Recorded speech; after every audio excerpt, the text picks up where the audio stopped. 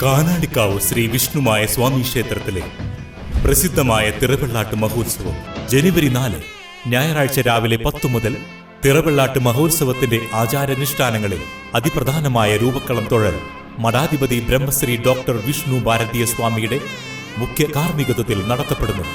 രൂപക്കള ദർശനം പരമപുണ്യം, രൂപക്കള സ്പർശനം പാപമോചനം, രൂപക്കള സമർപ്പണം ത്രികാലദോഷമോചനം.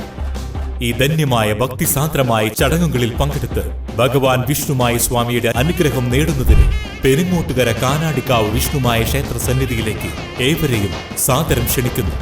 ബൈക്കിടിച്ച് പരിക്കേറ്റ് ചികിത്സയിലായിരുന്നയാൾ മരിച്ചു. മണലൂർ കാർഗിൽ നഗറിൽ ചിറ്റിലപ്പള്ളി തോമസ് ആണ് മരിച്ചത്. 79 വയസ്സായിരുന്നു. ഡിസംബർ 29 രാവിലെ പള്ളിയിലേക്ക് നടന്നു പോകുമ്പോൾ ബൈക്ക് വന്ന് ഇടിക്കുകയായിരുന്നു.